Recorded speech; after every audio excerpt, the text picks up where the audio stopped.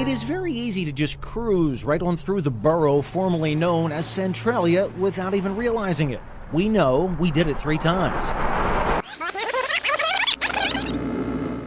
It was a town that for years had several row homes, churches, bars, a high school, and yes, a mine fire. The commonly believed theory is that the fire started in 1962 when borough leaders decided to burn the trash that was in the Centralia landfill, producing smoke, gases, and subsiding ground. Throughout the 70s and 80s, you see ventilation pipes to vent the gases and smoke. I think we all should get the opportunity to get out. Federal money helped most of the borough residents relocate in the 80s. I couldn't catch my breath very well. I would have a hard time breathing. A handful fought the government, and they remain here, most of them from the Hynoski family. Every abandoned structure has been demolished. It's a process that happened in bulk as the residents were relocated. I was still in high school back then, so I was in my teenage years. And we'd come through and see houses being demolished. You'd see numbers on the houses, which was to go when. I said we must address the concerns of those in immediate danger first. But it's not just the structures. Street signs have been removed completely. You have to look hard to even find the word Centralia. If you see pictures, it's kind of hard to believe that something was here. Right. There was buildings, big buildings here, and now that you see all the grown in, the vegetation and everything.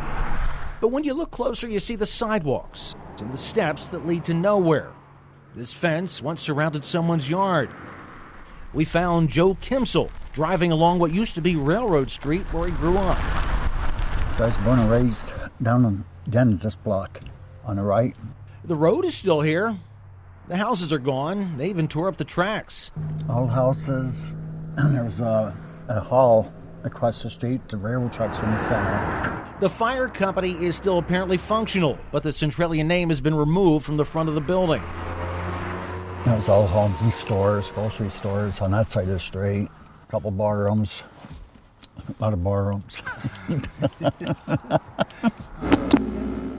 There was factories, there was a furniture store, there was gas stations, beautiful churches. One of them still survives, but St. Ignatius was not so lucky. It was located very close to where the mine fire was at its surface worst. Longtime CBS 21 photojournalist Supreme Jerry Trentley was there for the last mass held at St. Ignatius in 1995. And as long as you live, the parish is alive. If you want to see the most evidence of the fire damage, you have to go just outside of Centralia to this part of Route 61. It has buckled and cracked because of the heat of the fire. It has closed to vehicles, but remains very busy. Visitors certainly come here with their cans of spray paint and leave their mark in other ways that are disturbing to locals. Every time I come up here, I just see more and more garbage, It's all over the place, We talked with Tom Hynoski, who fought the government for the right to stay here and won. He was nice, but refused to go on camera. He said the government is conspiring to get the land so it can be mined for the coal. The feelings I got from the older people around the area that basically they would like to just pretty much have everybody out so they could mine it, because there is a lot of coal still under this ground.